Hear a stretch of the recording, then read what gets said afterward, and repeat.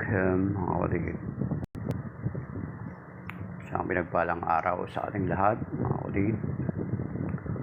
Nandito na naman tayo ngayon sa ating Preaching in the Wilderness series, kung saan binabasa natin ang Ebanghelyo ng Panginoon na binabasa sa lahat ng mga Katolikong simbahan.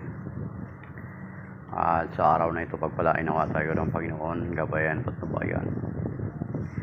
At ang mga salita niya nawa ay katulad ng binhi na natanim sa isang matabang lupa. Ito'y tutubo, lalago at mamunga ng masagana. So binabati natin yung ating mga kapwa Katoliko na from time to time ay sumusuporta, dumadaan or pinapakinggan tayo. Si Mystery of Faith, nandiyan na dumaan. Si Mr. Potato. Ayan. So isang pinagpalang araw, mga kapatid. Okay.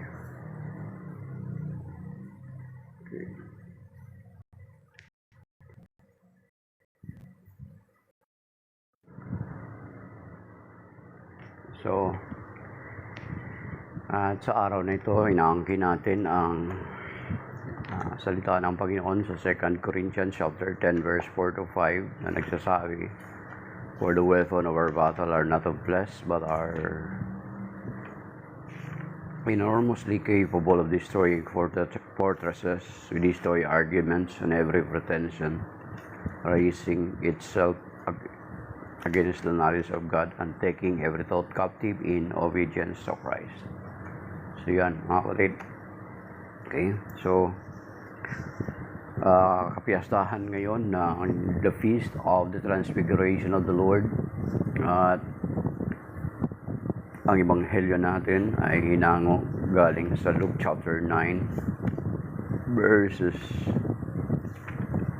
28 to Luke chapter 9 verses 28 to 36. Glory to you, Lord.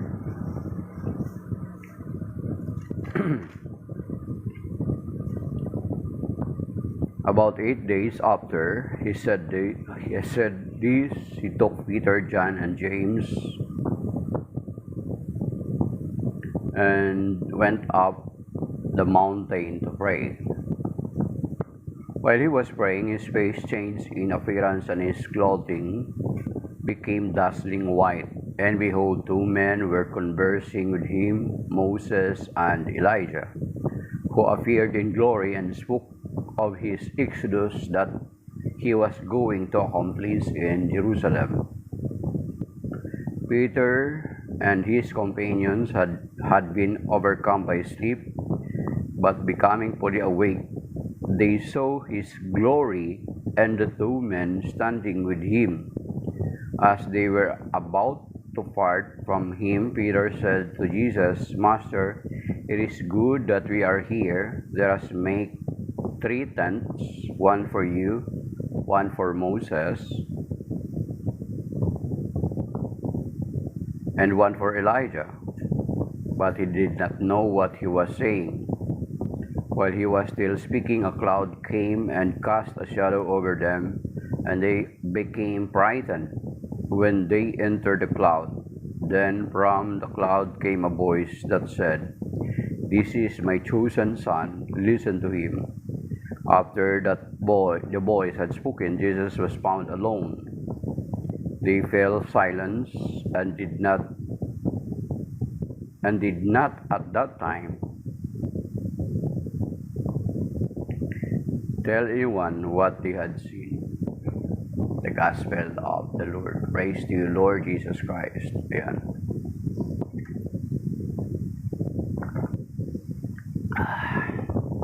Kape, kung si Kuya Romy pa. Kausapin ang Panginoon everyday. Ayan, mga kapatid. Yun yung ebanghelyo ngayon. Sana narinig niyo ako. May audio po ba? May audio. 1, 2, 3. 1, 2, 3. Ayan. So, may 18 likes na.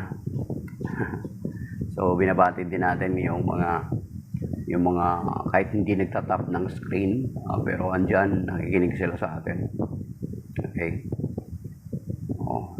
Meron pa tayong nag-like na King of Kings, hari ng mga hari. Wow. Sino kaya ito? So itong Transfiguration, mga kapatid, ay isang tagpo kung saan malapit na ang Panginoong Jesucristo na pupunta sa Jerusalem. At makikita natin kung nagbabasa tayo ng Biblia, especially sa New Testament, makikita natin na sa tuwing sasabihin ng Panginoon na pupunta sa Jerusalem, actually mga 3 times niyang binanggit na pupunta siya sa Jerusalem para pahirapan sa bugbugin bilang katuparan ng sinasabi ng banal na kasulatan. Itong mga alagad na ito ay nangangamba sila. At isa naroon ay yung nung sinabi ng Panginoon pupunta sa doon sa Jerusalem, ay nagsabi kahit si San Pedro, sabi na hindi dapat mangyari. At itong sinasabi ng mga eksperto na itong Transfiguration ay bilang patunay na hindi na totoo ang sinasabi ng Panginoong Jesucristo na hindi magtatapos sa kamatayan ang kanyang paghihirap o ang kanyang suffering doon sa Jerusalem. At itong Transfiguration ay pagpapalakas ng loob sa mga alagad para alam nila na hindi magtatapos nga sa kamatayan ang gagawin ng Panginoong Jesucristo. Kung titingnan natin na yung sinabi ng Panginoon pupunta sa Jerusalem, para bagang yung later part nung sinabi ng Panginoon na muli siyang mabubuhay after 3 days, ay tila bagay hindi nila narinig, mga kapatid. Basta ang narinig lang amang nila is yung pupunta siya sa Jerusalem at maghihirap. At isang patunay dyan na yung halimbawa yung nangangahalan nila ang Panginoon sa Kristo is magtatayo siya itatayo niya yung kaharian ni David, yung dinastiya ni King David. Yun na naman.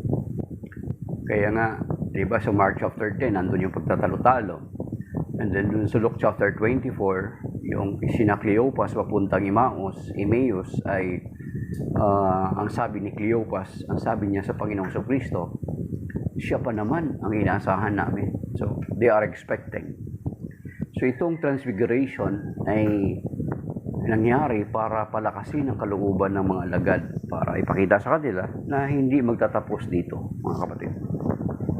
That's that. Yeah.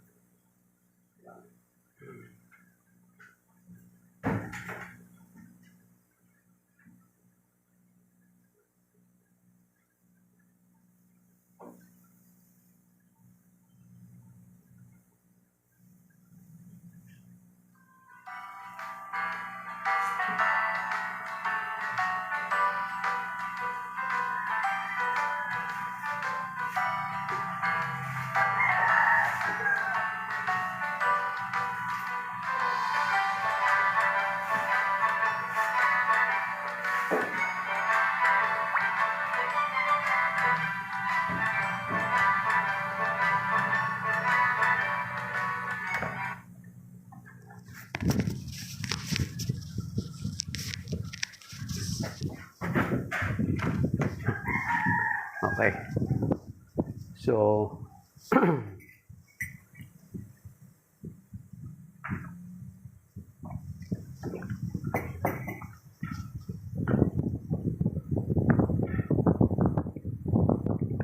dito sa Transfiguration, makikita sina Moses at saka si Elijah. Of course, kung titingnan natin, ito'y nagpatutuo na ang Panginoong Jesucristo siyang katuparan ng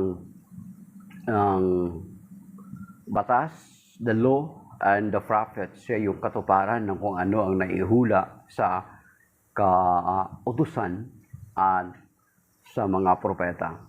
So yan daw po ang kahulugan yan, mga kapatid, ang pag-appear ni Elijah, who is the representative of the prophets, and Moses as the representative in the part of the Torah or the Pentateuch, mga kapatid, the law. Yan. Siya yung fulfillment, siya yung tutupad ng kung ano ang nakalagay sa kautusan. Yung tinatawag na, yung lalo na din sa yung mga sacrificial offering. Siya na yung pinaka fulfillment. Siya na yung hindi na mga kordero na hayop ang iaalay, kundi siya na mismo, sapagkat siya na yung kordero ng Diyos na nag-aalis ng mga kasalanan sa sanlibutan. Kaya daw po nagpakita si Moses at saka si Elijah bilang patotoo na siya yung katuparan. At makikita din natin yan doon sa Luke chapter 24, na binanggit din yan doon ng Panginoon na siya yung fulfillment kung ano yung sinasabi doon ng sinasabi ng law and the prophets, mga kapatid. So, try nyo na lang basahin yung Luke chapter 24. And then, after that, makikita natin na yung bumaba or yung Shekinah glory ng yung una, nakita nila na ang Panginoon Kristo ay lumiwanag ng ganun na lamang. Na sa kanilang pagka-describe ng gospel writer, na walang makagagawa ng gayon, ng gayong pagiging puting-puti, mga kapatid. So, ibig sabihin, pinapakita lamang ng Panginoon Kristo yung kanyang totoong kalikasan, sapagkat maging doon sa John chapter 1, mga kapatid, sinasabi dito sa John chapter 1 verse pinapakita lamang talaga ng Panginoon kung sino siya. Sinasabi dito sa John chapter 1 verse 14, sabi dito, and the Word became flesh and made His dwelling among us, and we saw His glory, the glory as of the Father's only Son, full of grace and truth. Ay, mystery of faith. Kumusta po? Diba? So, ipinapakita niya and the Word became flesh and made His dwelling among us, and we saw His glory. Isa sa ipinatutuhanan ni Saint John, na nakita nila yung kalwalhatian ng Panginoong Kristo katulad sa kalwalhatian ng Ama bilang isang bugtong na anak, puno ng grasya at katotohanan. Sapagkat yung transfiguration, pagpapakita at pagpapakilala ng Panginoong Kristo kung sino talaga siya, so that they don't need to worry kung pupunta man siya sa Jerusalem, pahirapan at papatayin. Yan, mga kapatid. And then,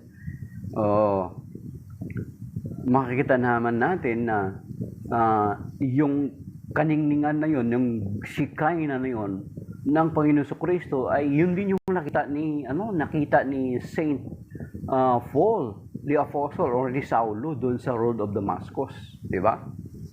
Noong papunta si Saul sa Acts chapter 9, yan, binibigay ko sa inyo yung chapter, puntahan na ninyo nung while along the way going to road of Damascus para i-persecute ni Saint Paul ang mga mananampalataya ng Panginoon Kristo, biglang may lumiwanag sa kalangitan at na nakasisilaw na sukat bumagsak si San Pablo. And after that, kung bawasahin natin doon sa Acts chapter 9, may tinig siyang narinig. Tinanong siya na, Saulo, Saulo, bakit mo ako inuusig? Tinanong ni Saulo or ni San Pablo, sino kayo, Panginoon? Ako si Jesus na iyong inuusig. So pagkakita na ng liwanag na yun ay nabulag siya ng 3 araw, mga kapatid. So, ganun katindi. At itong mga alagad, natural, nakita niyo yung ganung klaseng kaningningan ng Panginoon Kristo. Bilang pagpapatunay na kino-confirm ng Panginoong Kristo nitong transfiguration yung kalwalhatian, yung talagang totoong kalikasan ng Panginoong Kristo. Sapagkat sinasabi din yan doon sa Colossians chapter 2 verse 9, di ba? Ang nakalagay doon sa Colossians chapter 2 verse 9, sapagkat makikita natin yung Colossians chapter 2 verse 9 saka sa John chapter 1 verse 14 ay magkatulog, magkaugnay na magkaugnay. Ang sinasabi sa Colossians chapter 2 verse 9, sinasabi roon sapagkat ang buong kalikasan ni Kristo ng Diyos ay na kay Kristo, sapagkat kung ano ang Diyos, gayon din ang anak, mga kapatid. So you see, so ipinapakita ng Panginoon, ipinapakilala niya sa kanyang mga alagad yung 3 alag. Alam nyo, kung bakit 3? Kasi sa Old Testament pa lang, ang kailangan yung patutuo ng 2 hanggang 3 ang tinatanggap. So, these 3 accompany the Lord Jesus Christ for them to witness, for them to testify about what really happens. Kaya nga, kung babasahin natin ngayon ang first reading, from a second reading is galing sa 2 Peter chapter 1 verse 16 to 19. Dito sa Catholic Epistle ni San Pedro, binanggit niya at binanggit ni San Pedro na dito sa sulat niya sa 2 Peter, binanggit niya yung pagbabagong anyo ng Panginoong Kristo. So, witness, isa siya sa naging saksi, mga kapatid. Okay. So, yun mga kapatid, na yung Shekinah glory ay ng Panginoon nakita ng 3 alagad, at yun din yung nakita ni San Pablo that caused him to be blinded for 3 days. And after that encounter ni San Pablo, ay na-convert si San Pablo at naging isang masugid na tagapaglingkod ng Panginoon Kristo. Then after the Shekinah glory, yung dazzling white, yung pagka-describe, dazzling white, that no one, sabi nila, that no one can ever do that. O kung ordinaryo kang tao, kaya mo ba mapaningning yung sarili mo? Of course, we cannot. Okay, so ipinapakita lamang ng Panginoon Kristo kung ano yung tunay niyang kalikasan, mga kapatid. Diba? So ipinapakita niya yung tunay niyang kalwalhatian. Kung ano yung kalikasan niya, binanggit nga natin sa John chapter 1 verse 14. At kung balikan din natin yung John chapter 1 verse 1 to 3, and then yung Colossians chapter 2 verse 9, na kung sapagkat ang buong kalikasan ng Diyos ay na kay Kristo, kahit siya'y naging tao. Naging tao, sapagkat yun sinasabi sa John chapter 1 verse 1 to 3. At sinasabi dun sa Hebrew chapter 1 verse 3, ang anak ang maningning na sinag ng Diyos, sapagkat kung ano ang ama, ay gayon din ang anak. So you see, mga kapatid. Yung makikita natin na parang sinasabi na do not be afraid. Parang sinasabi ng Panginoon sa 3, do not be afraid na pupunta ako sa Jerusalem, mamamatay ako, yet after 3 days mabubuhay ako. Look who I am. Parang ganun, di ba? Look who I am. He revealed His glory to them. Okay. Then, okay.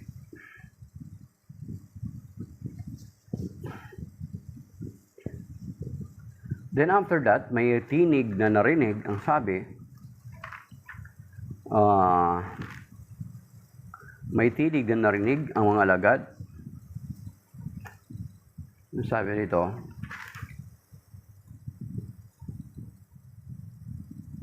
verse 34, Luke chapter 9, verse 34, while he was still speaking, a cloud came and cast a shadow over them, and they became over frightened when they entered the cloud.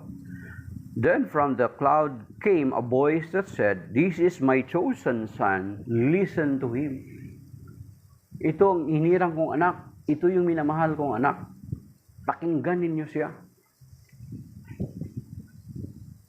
Kung titingnan natin mga kapatid, ito'y ikalawang pag-uulit na nangyari sa mga lagad na tagpo sa banal na kasulatan. Una, doon sa Matthew chapter 3, nung bautismuhan ang Panginoong Kristo, gayon din ang nangyari, di ba?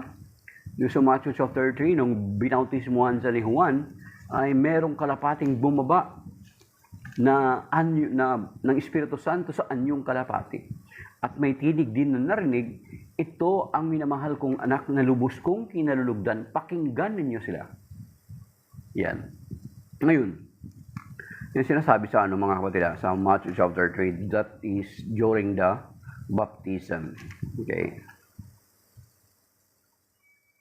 Sa Matthew chapter 3 verses 17. Matthew chapter 3 verse 17. So itong transfiguration, yung pag-uulit ng salita na pakinggan ng Panginoon Kristo is ikalawang beses na. At alam natin mga kapatid, na kapag inuulit sa Biblia, especially sa Bible, na kapag inuulit, ibig sabihin ganun kahalaga yan mga kapatid. Ibig sabihin na sadyang dapat talaga nating pakinggan ang Panginoon Kristo. Kaya nga, ang kaso lang, ang tanong ngayon sa atin is the Lord Jesus Christ is not anymore with us physically. He is in heaven. He is seated at the right hand of the Father. Di ba? Lumuklok na siya sa kanan ng Ama. Umakyat niya siya sa langit. Noong 40 days after His resurrection. Di ba? So 40 days after His resurrection, the Lord Jesus Christ ascended already in heaven. Ngayon, paano natin siya papakinggan? Di ba? Of course, mapapakinggan natin siya kasi meron tayong Bible. We can listen to Him through the Word of God by reading it, mga kapatid. Kasi after the Catholic Church compiled it in the 4th century, meron na tayong available na mapapakinggan. Pero, tayo sa Catholic Church ay hindi tayo sulat skriptura. Meron tayong church magisterium. Meron tayong hierarchy of the church kung saan may ibinilin sa atin ang Panginoon. Kasi dapat natin pakinggan ang Panginoon, di ba? Wala na siya. So we can listen to Him through the Scripture. At pangalawa, through the church. Kasi kung wala ang simbahan, wala ang Biblia. At marami na po mga kapwa tayo mga Kristiyano, mga separated brethren natin, use Bible alone. But because of Bible alone, ay hindi sila nagkakaisa at nagkakasundo-sundo. Whereas it creates thousands upon thousands of denominations sa kapanahunan natin. Di ba? So yan, mga kapatid. At sinasabi doon, paano dapat ang pakinggan natin ay ang Panginoon sa Kristo sa ating kapanahunan through the church and through the Scripture. But of course, hindi tayo nagsasarili. Kung magbasa tayo ng Scripture through the guidance of the church, or else baka magiging katulad ka ng separated brethren natin, pag nagbasa ka ng Biblia, without the guidance of the church, pagkatapos mabasahin ang Biblia is protestante ka na. Magtayo ka na rin ng sarili mong sekta. Naghanap ka ng magandang title na ipapangalan mo sa sekta mo dito mismo sa Biblia. So, paano natin, saan sa Biblia na dapat natin pakinggan ang simbahan? Kasi wala na ang Panginoon Kristo. Baka kung may marinig kang tinig, that is not the Lord Jesus Christ. That is the devil impersonating the Lord. Di ba? 2 Corinthians chapter 11 verse 14. So mas safe na ang pakinggan natin ay ang simbahan. Kasi ang simbahan, ang Panginoon nagdatag ng simbahan. At meron siyang ibinanggit na binilin doon sa Luke chapter 10, mga kapatid, verse 16. Sinasabi niya doon na ang nakikinig sa inyo ay nakikinig sa akin. At ang nakikinig sa akin ay nakikinig sa akin. Ang nagtatakwil sa inyo ay nagtatakwil sa akin. So let us remember na ang kausap niya roon ay mga alagad. Ay paano yun? Wala na rin yung mga alagad. Of course, they have the successors. Di ba? Ano sinasabi sa Matthew 28? Go ye therefore to all nations, baptizing them in the name of the Father, and of the Son, and of the Holy Spirit, teaching them to observe whatever I have commanded you. Ibig sabihin, yung mga tinuruan ng mga alagad, ay dapat din natin susundin kasi sila yung tinuruan ng mga alagad. And so on and so forth, yung mga tinuruan. Kaya napaka-importante ng apostolic succession. Napaka-importante yung may, ang church mo, may continuity connected to the apostles. Kasi dumadaloy yung authority to them. Di ba? Parang kuryente. Di ba? Ang main source natin, ang dunamis, dunamis source natin is from the Lord Jesus Christ down to the apostles, flowing to the successors until sa kapanahunan natin. Hindi putol. Tayo sa Catholic Church can trace up our roots back to the apostles. The rest of our separated brethren cannot establish such connection like us in the Catholic Church. So therefore, yung Luke chapter 10 verse 16, ang Catholic Church ang maaring mag-angkin noon. At ibig sabihin na ang mga leader natin sa simbahan, pakikinggan natin. If we failed to listen to them, is para na rin natin hindi napapakinggan ang Panginoon, mga kapatid. Yun yung sinasabi sa Luke chapter 10 verse 16. Ngayon, kung ang leader mo walang communion or walang connection sa mga apostol, basta lang nagbasa ng Bible at nagtatag ng sariling sekta at ipinarehistro sa Securities and Exchange Commission, then they are not legit. Mga kapatid. At itong church na ito na itinatag ng Panginoon doon sa Matthew 16 verse 18, ipinreserve niya. Iningatan niya, hindi na ito ang talikod at hindi matatalikod kailanman. Kasi prior pa naman niya itatag itong iglesia na dapat nating pakinggan at dapat nating kung saan naroon tayo, ay bago pa man niya itatag, ay meron ng hula sa lumang tipan, mga kapatid, na hindi ito matatalikod, hindi ito mawasak.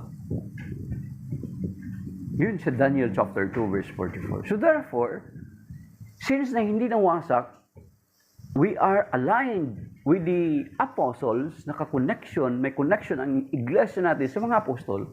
So therefore, makikinig tayo sa ating mga leader sa simbahan. Because kung pinapakinggan natin ang ating mga leader sa simbahan, ang Pope Leo XIV, mga cardinals natin, pinapakinggan natin ang Panginoong Jesucristo or sinusunod natin ang Panginoong Jesucristo base sa sinasabi sa Luke chapter 10 verse 16. At yung sinasabi pa sa John chapter 10, di ba? Ang aking mga tupa ay nakikinig sa aking mga tinig. Let us remember, ang Panginoon Jesucristo, prior siya umakyat sa langit, mga kapatid, ay inihabilin niya ang kanyang kawan kay San Pedro. Di ba? Ipinagkatiwala niya kay San Pedro. Ano sinasabi dun sa John chapter 21, di ba? Noong after the Lord Jesus Christ was resurrected, muli niyang pinagtibay ang pagtatalaga niya kay San Pedro, mga kapatid. Di ba? Tinalaga niya na nung una nung Matthew 16, 13 to 20. Pero pinagtibay niya ulit. Nireconfirm niya si San Pedro. dito sa John 21:15 to 19, nung tinanong niya si San Pedro kung iniibig niya ba ang Panginoon. At anong sabi ng Panginoon? Pakanin mo ang aking mga tupa. So therefore, hinirang si San Pedro bilang pangulong pastol ng Panginoon dito sa lupa. Kasi ang pinaka-chief shepherd, ang Panginoon Kristo. 1 Peter chapter 5, verse 4. With the chief shepherd, yan, siya yung pinunong pastol. At siya yung pinunong pari. High priest ang Panginoon Kristo. So therefore, ang kanyang mga alagad ay mga pari. Di ba? Based sa Hebrew chapter 7 hanggang chapter 9. Ang Panginoon ay pari. Siya yung pinunong, he is a priest forever like Melchizedek. So therefore, kung pari ang Panginoon, pari din ang kanyang mga alagad. Ipinagkatiwala kay San Pedro, John 21:15 to 19. At since ipinagkatiwala kay San Pedro ang pangangalaga sa kanyang mga kawan, therefore, kailangan itong si San Pedro, bago siya umalis or bago siya mawala, dapat ipagkatiwala niya ulit din sa kasunod sa kanya. That is what our church doing. That is why meron tayong tinatawag na conclave kapag nawala na yung isang Pope natin. Kasi yung sapagkat ipinagkatiwala lamang sa kanila ang kawan. And they need to entrust it also to the another successors. Or else, magiging pagdating ng araw, ay mananagot sila sa Panginoon. Di ba? Makikita naman natin sa Matthew 25 na yung pinagkatiwalaan ng Panginoon, pagdating ng pagbabalik niya, pinagsulit niya, mga kapatid. So therefore, the same with sa mga lagad na pinagkatiwalaan ng Panginoon ang kawan, kapag hindi nila ito inayos, pagdating ng Panginoon, mananagot yung mga pinagkatiwalaan. Di ba? So that is why, meron tayong apostolic succession, may continuity. So, ang mga tupa ng Panginoon ay dapat nakikinig sa tinig ng kanyang pastol. So, ibig sabihin, kung nakikinig tayo sa Panginoon, dapat makikinig tayo sa kanyang hinirang na mga pastol at yung may mga kaugnayan sa hinirang niyang pastol sa San Pedro. Kasi, ano yan eh, it was handed down up to our time. Mga kapatid. So, ibig sabihin, kung totoo na kinikilala natin ang Panginoon bilang Panginoon at pinunong pastol, dapat makikinig tayo sa Kanya at sa mga hinirang niya.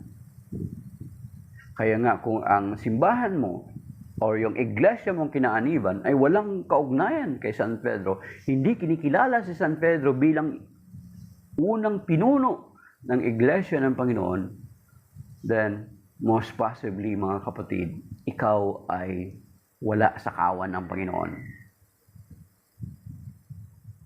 Ibig sabihin, wala ka sa kawan, lumabas ka sa kawan, delikado ka, mga kapatid.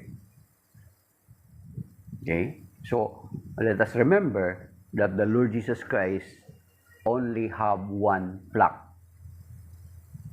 Hindi po maraming flock ang Panginoon. Kaya ngayon sinasabi si Brother George Sabay, kaya ngayon sinasabi sa John chapter 10 verse 16 na sinasabi ng Panginoon, I have that, so that is a future, sabi niya, ito yung pangarap niya, that there will be one flock and one shepherd. John chapter 10 verse 16. Hindi niya sinabi na there will be more flocks and more shepherds. Hindi niya sinabing ganoon, mga kapatid. So therefore, dapat nasa kawan tayo ng Panginoon. Kabilang tayo sa kanyang kawan. Mga kapatid, pag hindi tayo kabilang sa kanyang kawan, so ibig sabihin, hindi ka nakikinig sa Panginoon. Hindi ka sumusunod sa Panginoon. Okay. So maybe that is by now, mga kapatid. Tanda natin ang sinabi ng Ama, this is my beloved Son in whom I am well pleased. Listen to Him. At sinabi naman ng Panginoon, ang aking mga tupa ay nakikinig sa aking tinig. Kung hindi ka nakikinig, baka hindi ka tupa, kambing ka, kapatid. Okay? And then, at kung totoong nakikinig tayo sa Panginoon, dapat pakinggan din natin yung mga hinirang ng Panginoon at yaong mga tao na pinagkatiwalaan ng Panginoon. Hi, Randolph. Good morning. Kamusta? Yan. So, yan. So, God bless. Ayan. Maybe that is by now, mga kapatid. Randolph, God bless. Galing ka ba trabaho or pupasok ka pa lang? Thank you sa mga nag-likes. Ayan. Si Nanonoy. Ayan. Si Randolph. Okay. God bless you, Randolph, and your mama. Si Denden. Naging follower ko rin pala si Denden. Dolph. Day off. Oh, God bless. Sige. Jogging ka muna. Okay. Denden na taga-inyo. Na follower ko rin pala dito. Okay. So, maybe that is by now, mga kapatid. Kasi Ate Joy pala, nalipat na sila sa circuit. So, doon na kami. Hindi na doon sa Makati Ave. Okay. Kaya, ayun. So, maybe that is by now, mga kapatid. Shalom. Nawa, tunay na pakinggan at sundin natin ang ating Panginoon. Katulad ng inihabili ng Ama. At ang Panginoon sa Kristo ay nagabilin din na dapat sundin din natin yung kanyang mga hinirang. Lalo na sa ating konteksto ngayon, sundin natin ang ating mga kaparian, ang ating obispo, ang ating pope. Kasi sila yung mga successors ng mga alagad ng ating Panginoong Kristo. So God bless. Maraming salamat sa mga 540 likes. Ang iba dyan, proud likes sa katuwaan. And then sa mga hindi mo nag-tap ng screen yet, andyan sila para suportahan, nakikinig sila na nawa pagpalain tayong lahat ng Panginoon. At ang background ko pala ay ang simbahan ng Sacred Heart of Jesus Parish sa Brookside Village sa Cainta. Yan, mga kapatid. So that is by now. Shalom. Signing off, my dear brothers and sisters.